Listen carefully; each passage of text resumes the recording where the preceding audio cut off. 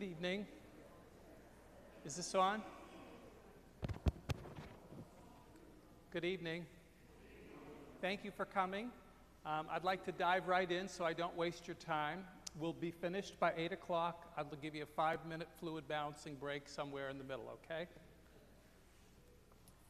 So this is one of my favorite passages from Scripture.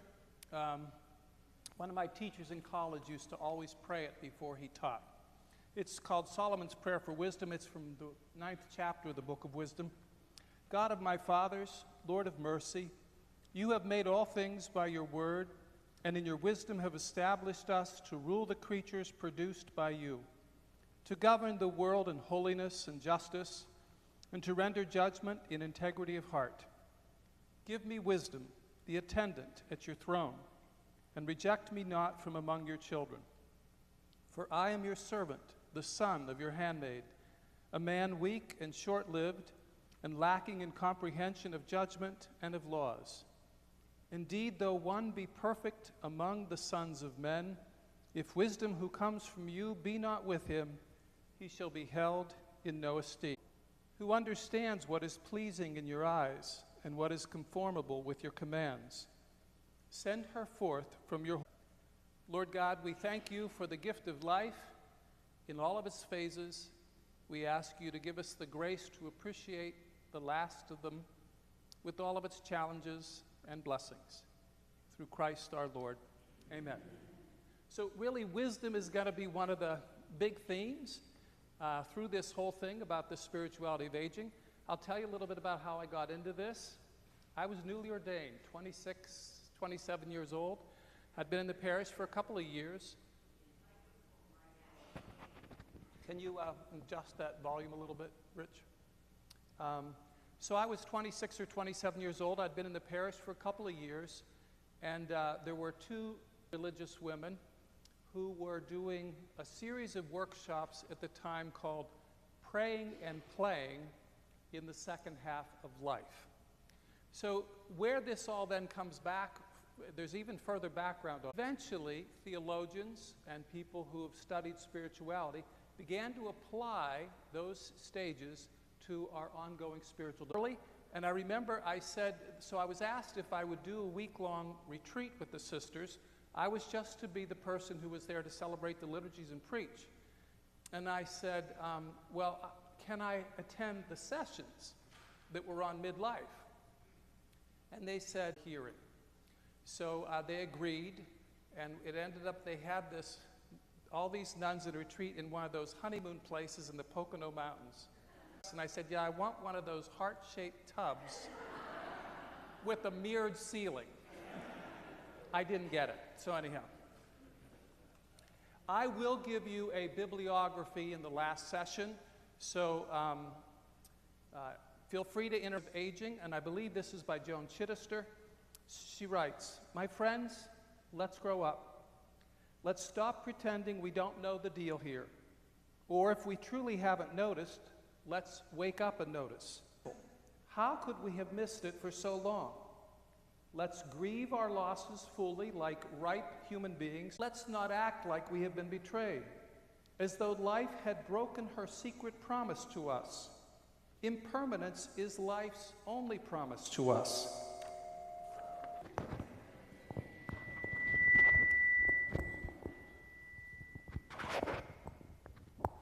It's real. This is the true ride. Let's give ourselves to it. Let's stop making deals for a safe passage. There isn't one anyway, and the cost is too high. We are not children anymore, but it's in that book.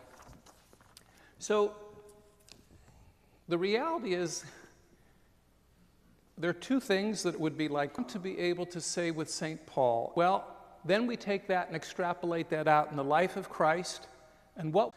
Into your hands I commend my spirit. So all the little deaths, you've heard me say this in homilies, all the little deaths that we go through in life are but preparation for that final moment where we either surrender with a sense of peace or we go out kicking and screaming at the very end. But it's really not the way we want to end up having lived our lives. So I have a few of these to put up from time to time.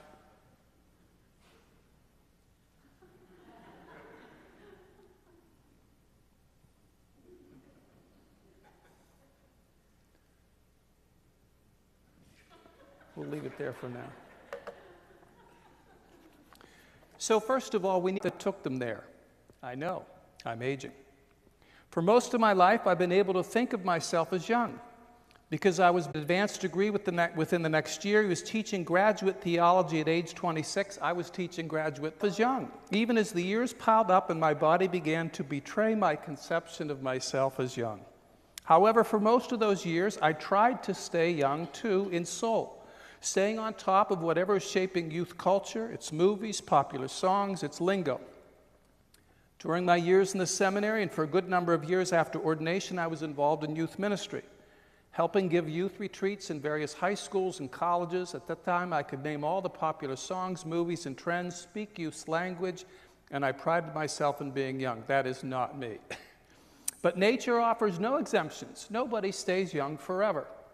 Moreover, aging does not normally announce its arrival. We are mostly blind to it until one day you see yourself in a mirror, see a recent photo of yourself, or get a diagnosis from your doctor, and suddenly you're hit on the head with the unwelcome realization that you're no longer young. It happens many times, every time for about 3 or 4 years. Right? And if you'd have asked me to describe my hair at that time, I would have said it's brown and graying at the temples. So anyhow, I walked out the parking lot. You always look to see how bad that license picture is. And so it looks at the color of the hair, gray. I said, gray! The ones we can laugh about. Some of them are not funny when you do get diagnosed with something that really throws you for a loop. It usually comes as a surprise. Aging generally makes itself known in ways that have you denying it, fighting it, and accepting it only piecemeal and with some bitterness. One of the things I think we also have to do is we have to face the reality we need to mourn what we lose along the way. I mean, there comes a time when I just went to see my eye doctor this afternoon. He's turned 39 this afternoon, and he said, I think, wow, I feel so old. I said, just wait. And I said, it's the first intimations of your mortality. He said, nobody close to me has died yet. And I said, well, you're a very lucky man to be almost 40 and not have that. It usually comes as a surprise. We deny it, fight it, accept it only piecemeal with some bitterness. But the day you begin to notice that young people are forming their circles away from you. They're more interested in their own kind, which does not include you. And you look silly and out of place when you try to dress, act, and speak like they do. There comes a day when you have to accept long after the body betrays you. Indeed, we're meant to be always young in spirit. Souls carry life differently than do bodies. The life principle has an exit strategy.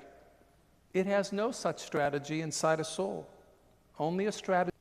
Aging forces us, mostly against our will, to listen to our soul more deeply and more honestly, so as to draw its shadow and its deepest proclivities. And the aging of the body plays the key role in this. The aging process is designed by God and nature to force the soul up ever deeper into the mystery, but like a wine they mature. Aging takes us, and still like to think of myself as young. However, I was particularly happy bouts with cancer in recent years. Cancer diagnosis has taught me. The Swedish proverb puts it, after becoming bitter, we're going in the wrong direction. I mean, age should be opening us up like a mature flower. One of the books that will be on your bibliography is called Follow. A lot of the stuff that applies to both the spirituality of just maturing through life, there is much, he writes, there is much evidence on to build a strong canary or not. It's so much about being a success. I had a conversation with a young father here just recently, and he's not coming to church. And I know the guy, and he has 2 children, 2 and 5. And I said, I just have to say to you, as a person that's kind of married couple, your primary job is to get the other one into heaven. And if you're a parent, your primary job is to into age. Fortunately, he said he's already. So this is continuing from Rohr about the second journey, which is often what's even when they're young. For example, I have buried a lot of children between the ages of 5 and 15. In Chapel Hill, I had lost it because they just had been, you know, and you walk with those or whatever their age was. They had wisdom way beyond their years. And that's one was killed in a car crash. And it was her brother that had already died of cancer. It's just like they look silly. We look silly when we do that. Physical life. But I don't believe the big picture. One of the big things that they don't all use the same language, but it all comes down to the same concept. Whether or not we're becoming mellow, we should become the grandfathers and the grandmothers of the world as we age, whether we've ever had children or not. And figuratively, we should have big enough laps that anybody should be able to come and sit in our lap and tell us their story, and the only thing they would get from us would be the same thing they would get from Jesus: love, understanding, compassion, inclusion, forgiveness, blessing, etc. No matter what the story is, no matter how tragic it is, no matter how far they may have strayed from what is a good path, it's still what they need from older people is a blessing. And I learned as I aged as a priest that I have a power to give a blessing in a different way now than I did when I was 25 or 30. We should have more gravitas if we're doing this thing right. It is not loss, but somehow a gain. Not losing, but actually winning. We probably have to have met at least one true elder to imagine that this could be true. And each of you, just think for a minute. Do you have one elder in your life that you have seen do this aging thing well? And if you even had the privilege of accompanying them when they were dying, you knew you were in a privileged place. I've met enough radiant people to know this is possible. They have come to their human fullness against all odds, usually by suffering personally or vicariously and empathetically. As Jesus describes such a person, from their breasts flow fountains of living water, John 7. They are models and goals for our humanity, much more than the celebrities and politicians whose actions we seem to care so much about today. Remember, no one can keep us from the second half of our lives except ourselves. Nothing can inhibit our journey except our own lack of courage, patience, and imagination. Our second journey is all ours to walk or to avoid. My conviction is that some falling apart of the first journey is necessary for this to happen. So don't waste any moments lamenting poor parenting, lost jobs, failed relationships, physical challenges, economic poverty, or other tragedies. Pain is part of the deal.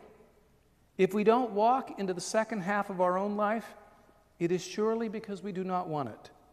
Let's desire, deeply desire ourselves, desire God, desire everything good, true, and beautiful.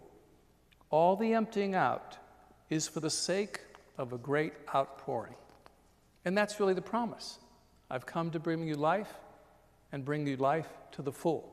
And that's really what we live our lives into if we do it well. Now, I'd just like to sort of stimulate a little of your reflection. So if we could just pass these out, please. Would you mind, please? And I've got another pile for that other section over there.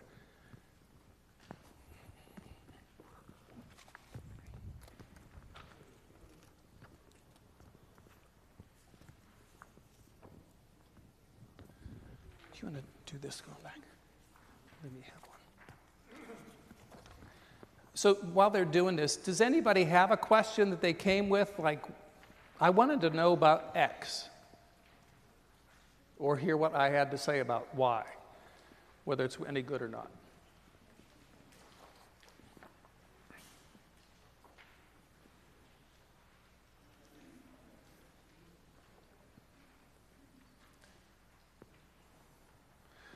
This first question really nails a lot of it. What do I need to clear up or let go of to be more peaceful?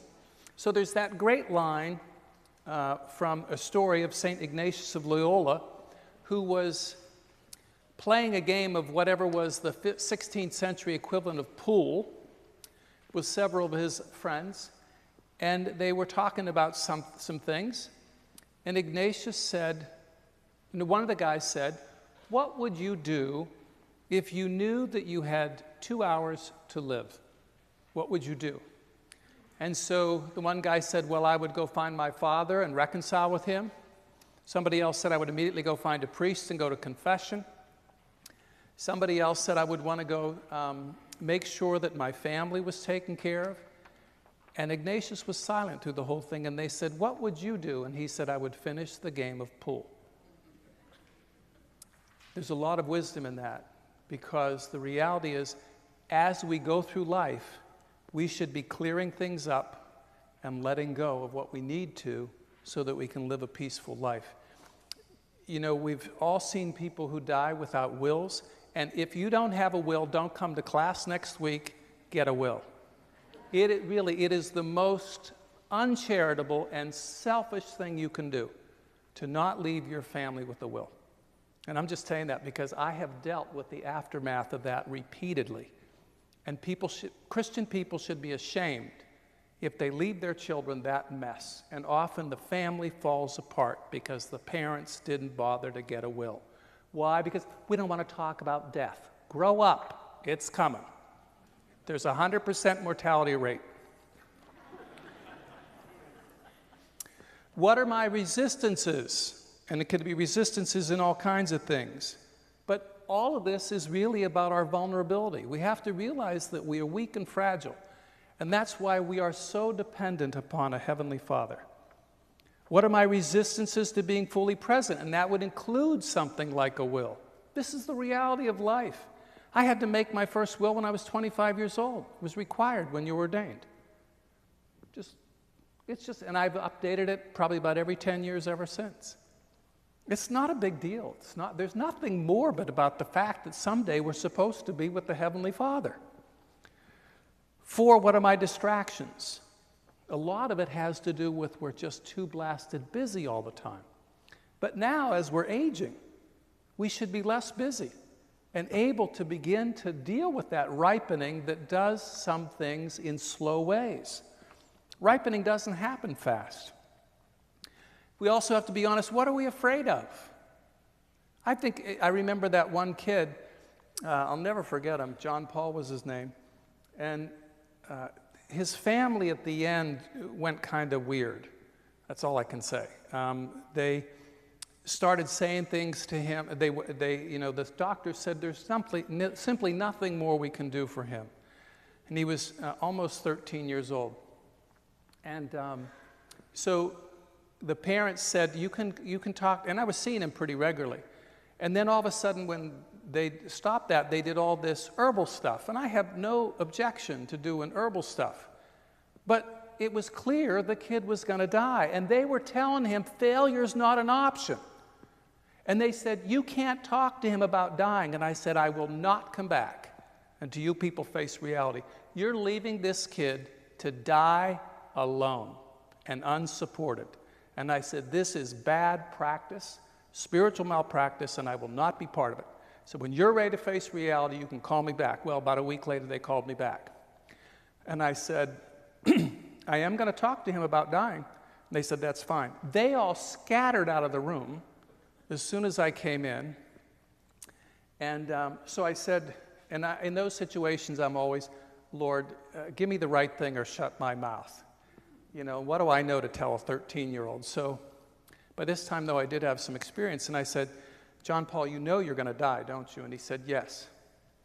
And I said, how do you feel about that? And he said, I'm scared. I said, well, you know, I was probably around 50 at the time. I said, if I knew I was going to die pretty soon, I'd be a little afraid too. I said, you know, I think that's just the natural thing. You don't need to pretend like you're super brave. You should just be how you feel. And then I was like, Lord, I need something here. And then all of a sudden I had this little inspiration. I said, who do you know that you loved who's now in heaven with God. He said, my grandpa Steve. And he said, well, he's going to be the first one waiting for you on the other side. And that really seemed to give him a sense of peace. The next morning, the mother, who did not, whether she was privy to this conversation, I don't know if he shared any of it with her or not. The next morning, she called me and she said, John Paul said he saw his grandpa Steve last night. Do you think that's possible? And I said, yeah, I do. I believe in that Celtic thin moment, thin place. And they often happen around death. And I've heard these stories from too many people I think are absolutely 100% normal to not believe them. But there always could be another explanation, and that's why it's always going to be based on faith. You could say, oh, it was the medicine talking, it was wishful thinking. You can say whatever you want. For a person of faith, you could say, I think it was a God moment. How thorough is my forgiveness of others? That always seems to be a theme when people die with unfinished business, that there was a relationship that never was taken care of. So you really want to make sure that those things are done. And then also, have I forgiven myself for the failures and the mistakes that I've made? Because if any one of us can sit here and say, I've never made any, blessed are you, but that ain't my story. And then, you've heard me say this over and over again. This is number 8. This is the heart of the spiritual life. How deep is my gratitude?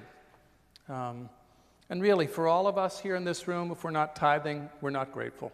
Let's just be honest. Okay? How generous is my heart? How honest is my self-inquiry? By the time we get to be this age, we should know ourselves pretty well. And we should be able to admit to who we are.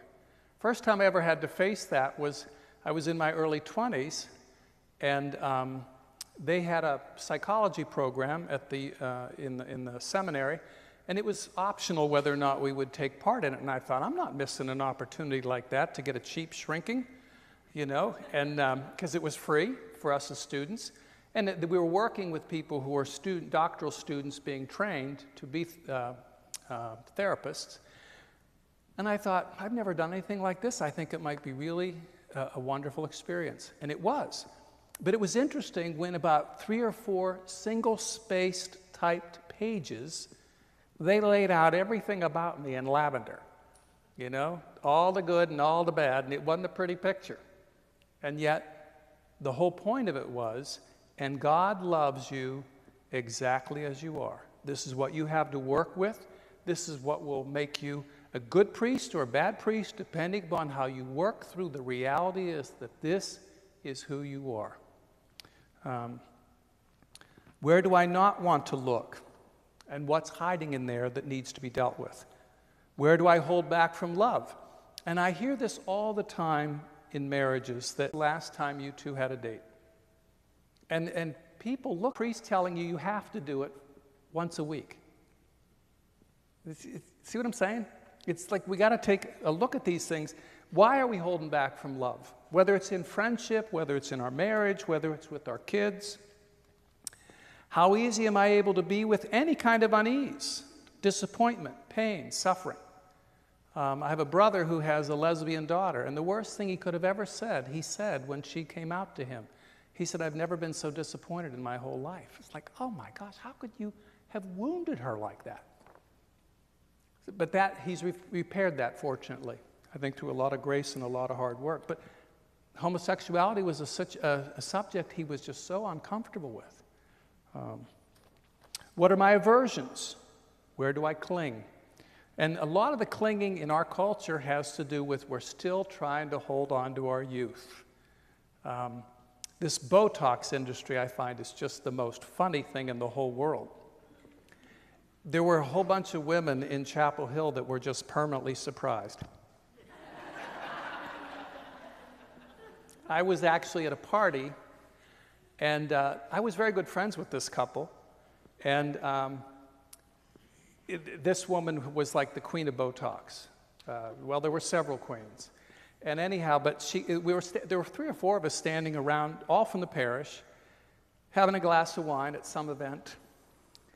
And this woman says to me, John, I have $500 in free Botox treatments if you would like them. And I said, do I look wrinkled? And I was way wrinkled way back then, too. And she turned scarlet red. I said, listen, honey, there ain't enough Botox in the world to fix this face. I got all this stuff legitimately, and it's going to my grave with me. She's like, where do I limit my identity? Who am I becoming? Am I becoming the grandfather, the grandmother? Have I nurtured patience with myself and others? This whole thing of road rage just is astounding to me. And you know who mostly is confessing it? Retired people. And every time they do, I say, and where are you going in such a hurry? You're retired, for goodness sakes. You can let somebody go in front of you. You know, it doesn't matter if somebody cuts you off, as long as they didn't hit you. You survived for another triumph, okay? And about patience with myself, but patience especially with others.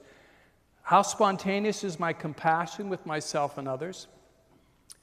Here's a great question for this. What do I do when I see a homeless person on the street? Am I happy to say I can help? Or am I saying, damn it, another? I'm going to get hit up again. Those are the kinds of things we have to ask ourselves honestly. Am I ready to set aside judging? I have no idea what the tragedy is that puts somebody on the street to ask for funds. But can you imagine how none of us would ever want to be put in that situation? And how blessed we are if we've never had to be. Am I ready to set aside that judging? And what are the stories I still tell myself? You know, we all have those stories that become life-defining, and we'll say, well, this is who I am. We can see ourselves, you know, maybe if we've done well in our work life, I'm a successful person, or I'm a get-things-done person, or I'm a good listener.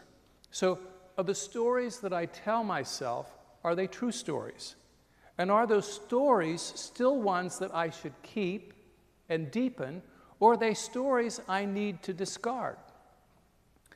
One of my professors, a brilliant man, was sexually abused when he was a young man, when he was 6th or 7th grade.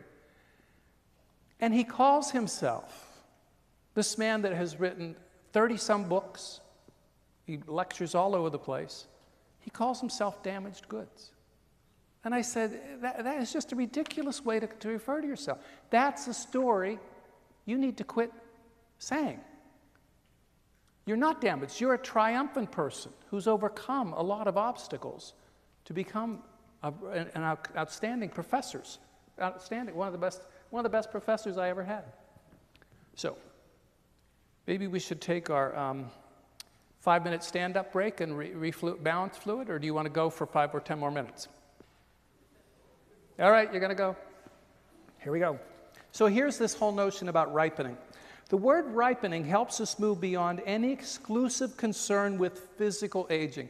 And I think that for us to successfully maneuver this, we're going to have to keep reminding ourselves over and over again, it's not about the body. It's not about the body. It's not about the body. Because eventually the body's going to fail us completely. And then we say, well, my life is over? No. I've just got a lousy body right now. And sometimes, with all this modern medicine, it's amazing how they can fix us back up and we go on for a few more years. And sometimes they can't. If I am to believe the novels, myths, poems, and people I have met in my life, old age is almost never described as an apex of achievement, as one sits atop a summit with the raised arms of a victorious athlete. It is something else, almost always something else, usually something other than what was initially imagined or even hoped for. Ripening at its best is a slow, patient learning, and sometimes even a happy letting go, a seeming emptying out to create readiness for a new kind of fullness, which we're never sure about. If we do not allow our own ripening, an ever-increasing resistance and denial sets in, an ever-increasing protection around an over-defended self. At our very best, We learn how to hope as we ripen.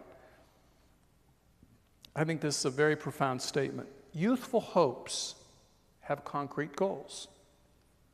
The hope of older years is usually aimless hope. Hope without goals, even naked hope, perhaps real hope.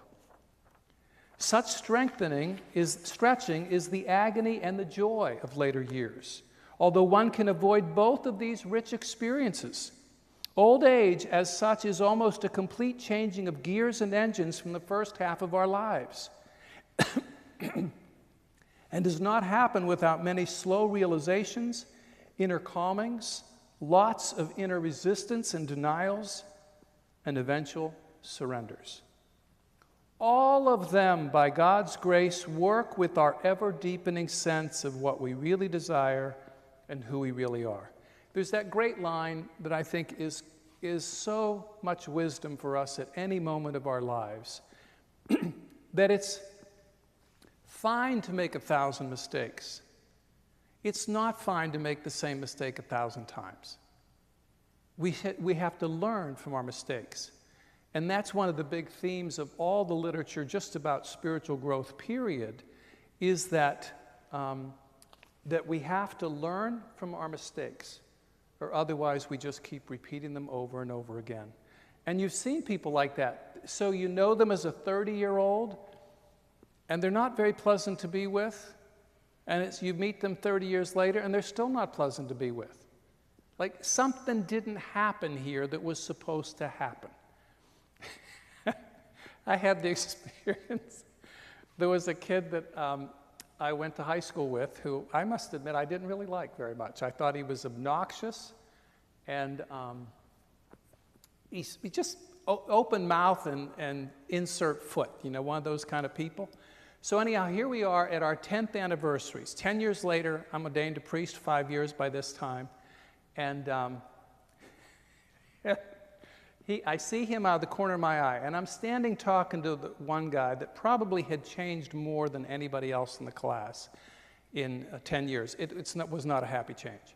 He was this tall, good-looking basketball player, very trim, etc., about 6'2" or 3", maybe 6'5".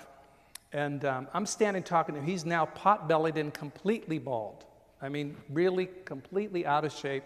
And I'm standing there talking to him, and I see this other kid coming out of the corner of my eye. And I'm thinking, as I'm listening to this guy, we're standing in line waiting to get a glass of wine, I'm thinking, oh no, not him. He was such a jerk. He's just a jerk. Yeah. And all this is going through my head. And then oh, John, you are so judgmental. You are a priest. You're not giving any possibility for growth or anything like that. And this guy comes up to me, and I always, in those situations, introduce myself because I don't expect, we change and all that. So I said, let's just call him Paul. I said, hello, Paul. You remember John. And John Durbin, and then this is John too. And he said, I know you. And then he said, John Ball, is that you? Dear God, the years have not been kind. And I thought, you were a jerk 10 years ago, and you're still a jerk. And I'll bet you're still a jerk. But I'm being judgmental and not kind, sorry. But there's still a lot of sin in me, so there we are. Let's see. Reality, fate, destiny, providence, and tragedy are slow but insistent teachers. I love that. Reality, accept.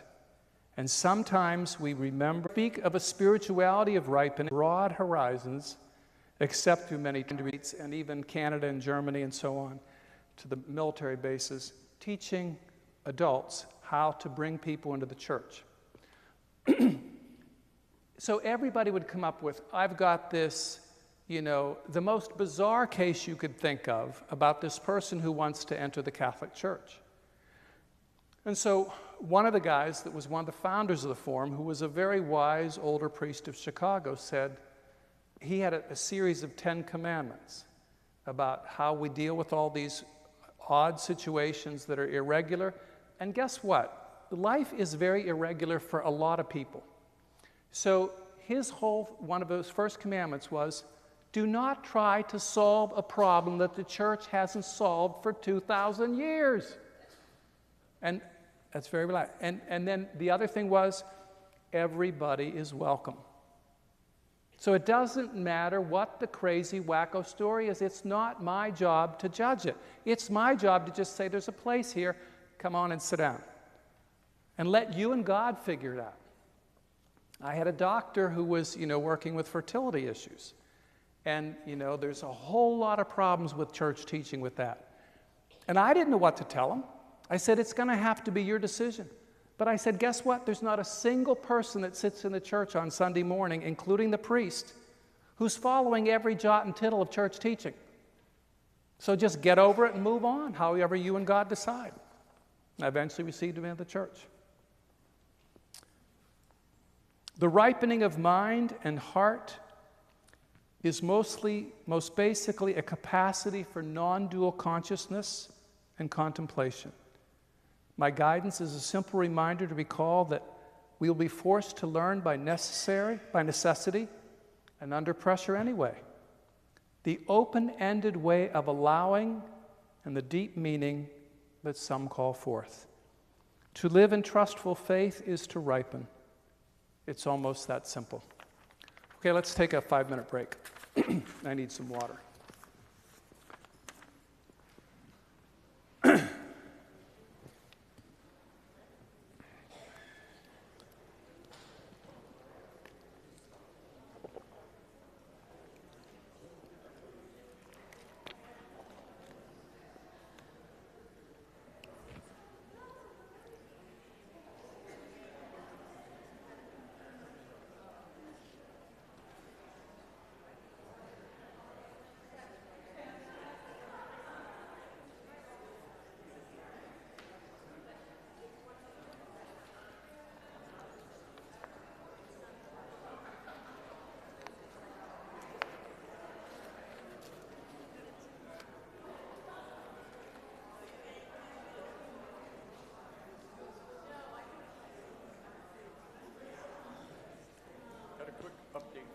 Yes.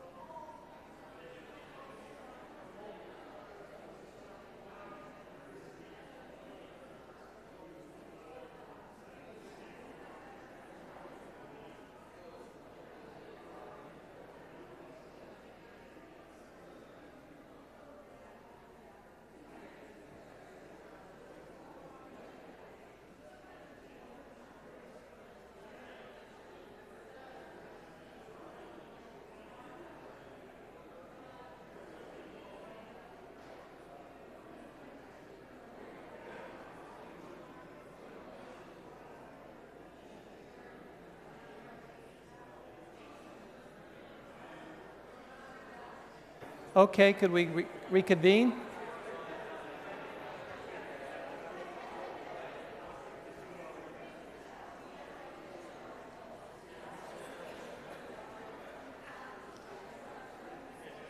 Okay, if you would please take your seats.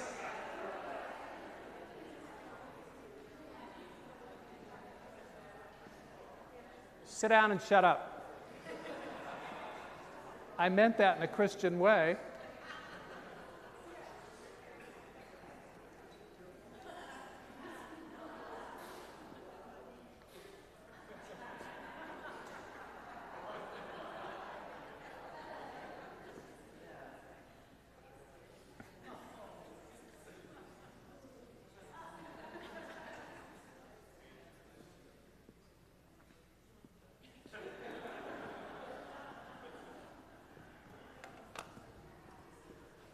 So there are 3 women in a nursing home, and a new guy walks in. The first woman says, "So where did you move from?" "I just got out of prison." Second woman, "What were you in prison for?" "I'm single then." And then it has to be embraced. But then here's how a spiritual writer deals with the insight from a spiritual perspective. He said, "The shadow in and of itself is not the problem. The source of our dis-ease and violence is separation from parts of ourselves, then from each other, and from God. Together, what our egos and survival instincts have put asunder, namely a fundamental wholeness at the heart of everything." It's so classic that people hate in others what is their own shadow, because they have not integrated it. If they whole, and let us hope will die whole. But somewhere early on our way, we eat one of the wonderful fruits of the tree of knowledge. Things separate into good and evil, and we begin the shadow-making process. We divide our lives. In the cultural process, we sort out our God-given characteristics into those that are acceptable to society and those that have to be put away. This is wonderful and necessary, and there would be no civilized behavior without this sorting out of basic good and evil. But the refused and unacceptable characteristics do not go away. They only collect in the dark corners of our personalities. When they have been hidden long enough, they take on a life of their own, the shadow life. And that's how you get so much demonizing in American culture at this point, because we have not done the shadow work that would allow us a path forward. So these people are good and these people are evil. No, they're all kind of streaky. In fact, one of my spiritual directors used to say over and over again, "You must learn to love the color gray." Life is not black and white. Now, children have to be taught black and white. That's a starting point. It's like that first part of the container. But in the second half of life, you begin to realize it's far more complex than that. So you have people that are really good that do some really bad. We only have a tolerance for that when we've dealt with our own inner shadow. The shadow is that which has not entered adequately into our consciousness. It is the despised piece of our being. It often has an energy potential nearly as great as that of our ego. If it accumulates more energy than our ego, it erupts as an overpowering, seems to have its own purpose. Anything less than this goes into the shadow. But anything better, it can find no place in that great leveling process that is culture. This is how things just get. Especially then, when you've made a mistake, you have to have a person who at times does some really stupid and mean and nasty things. Everybody's like that. But how do we work through it? It's astonishing to find that let me say. Curiously, people resist the noble aspects of their shadow more strenuously. The gold is related to our higher calling, and this can be hard to accept at certain stages of life. Wherever we start, and whatever culture we spring from, most of us will arrive at adulthood with a clearly defined ego and shadow, a system of right and wrong, a teeter-totter with two sides. The religious process consists of restoring the wholeness of the personality. Now, let me give you a classic example of this. I had 2 different Latino associates in parishes that I served. They do not like to tell you anything that they think will disappoint you. So they lie. It is a very typical Latino culture thing. It works in their culture. And I've said to both of them, this will not work as a pastor in an American parish. You can't lie to them.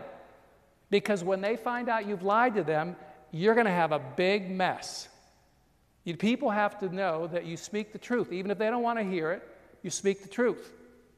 And that was it just was amazing in the ways that came out. I love both of those men. I'm friends with both of them. But it's a very different cultural reality, and I had to understand that to work with them, because I had to work around like, I know damn well if I ask this question, I'm going to get lied to.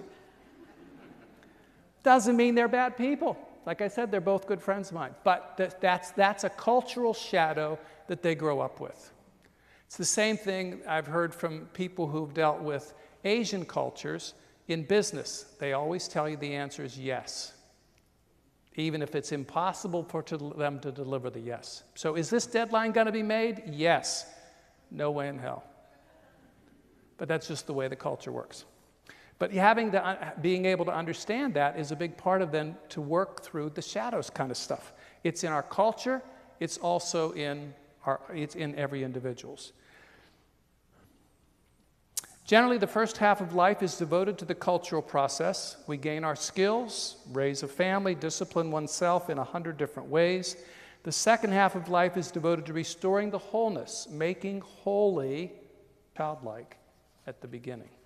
The problem is, every one of us suffers from the effects of original sin. And that's why we're all screwed up.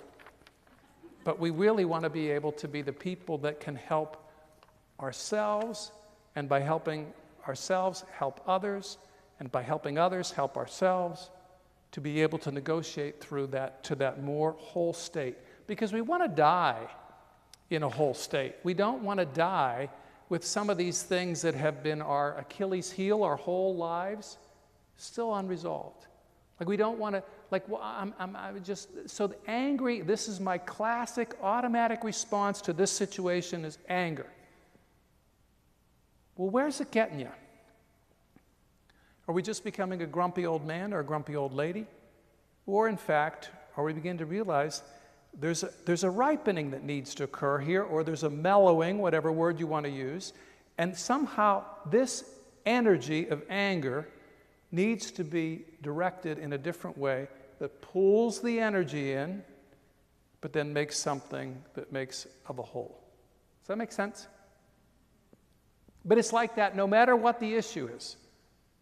And it would be all the 7 deadly sins would be the classic ways to look at shadows. We've all got them. It's always funny to me, people come in and say, oh, I hate to, come and tell you the same old sins over and over again. I said, you don't want any new ones. You got enough already. Every one of us, we have enough. We don't want any new ones. Most of us are going to have a couple pieces we struggle with for a whole lifetime. In fact, in the tradition, they're called the besetting sins.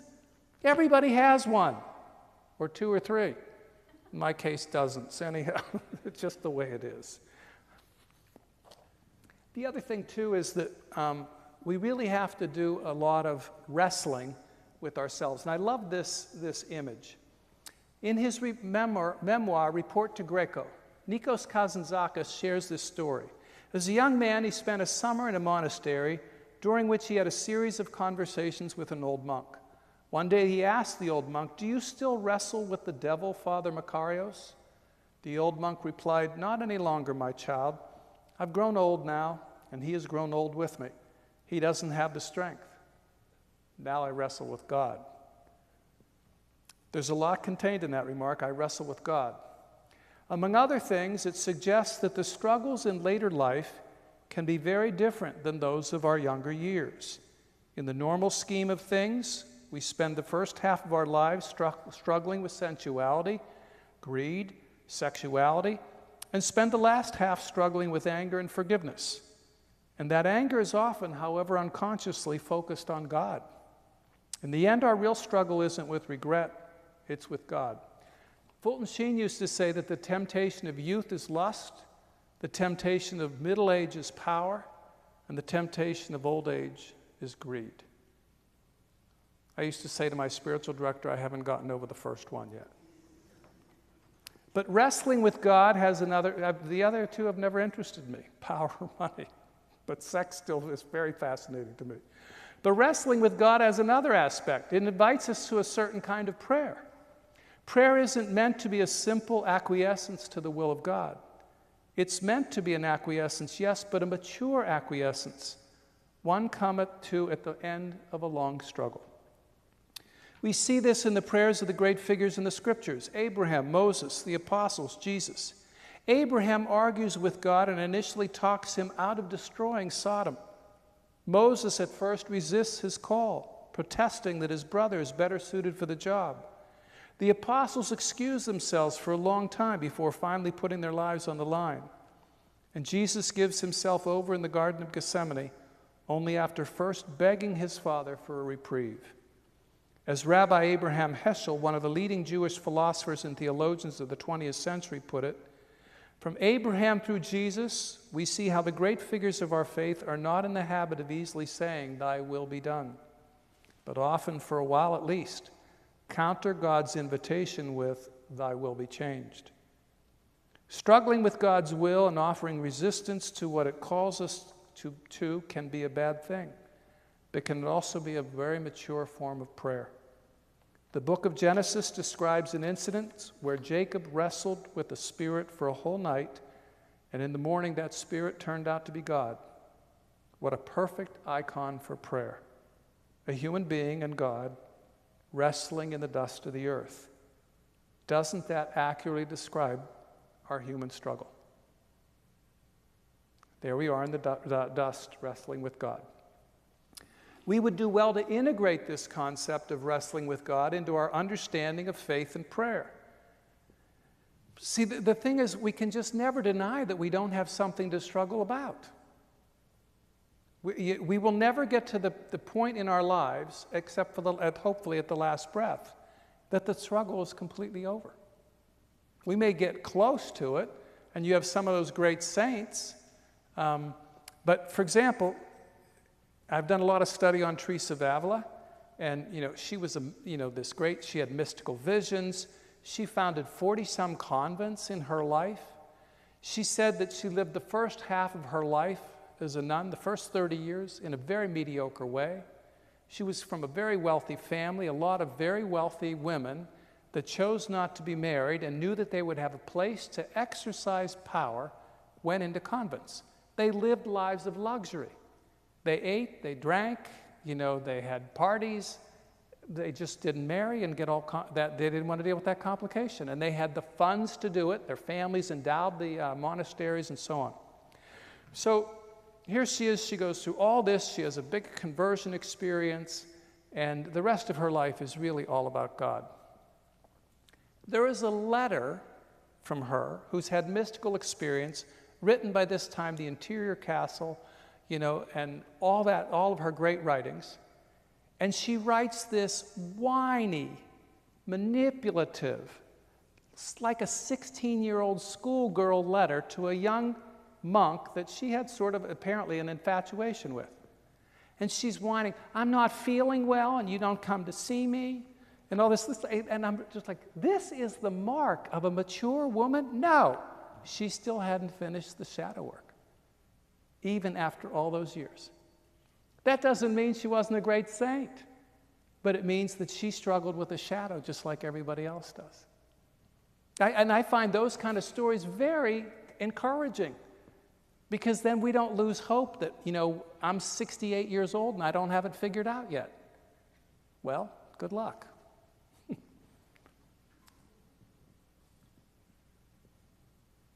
We would do well to integrate this concept of wrestling with God.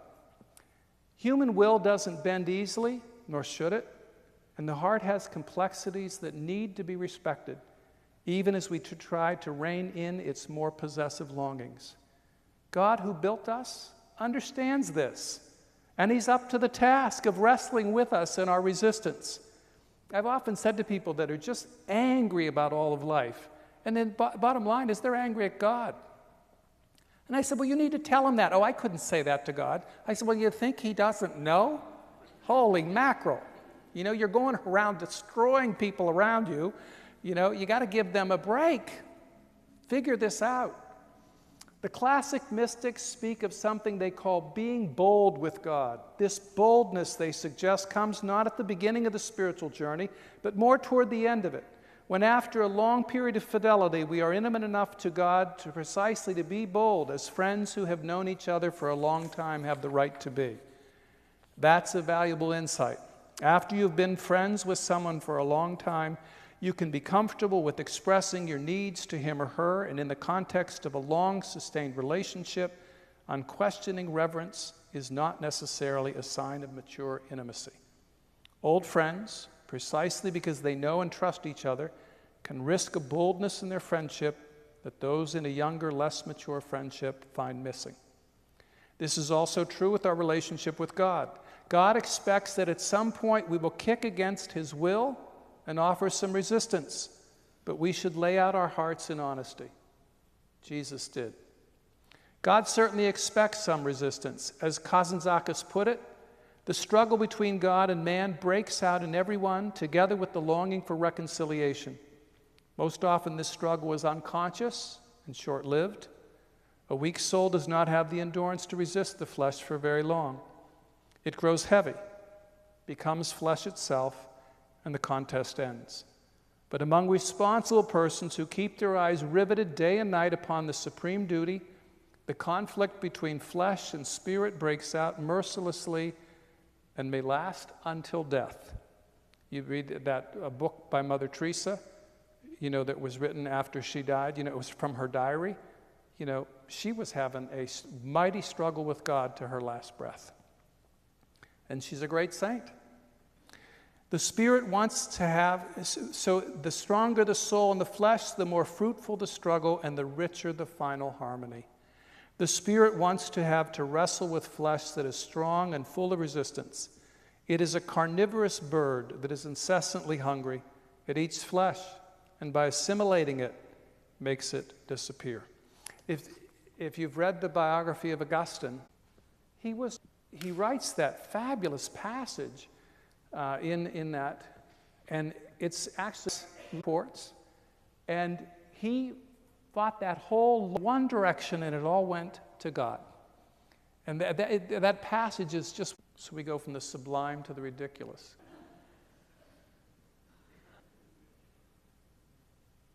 That's a problem.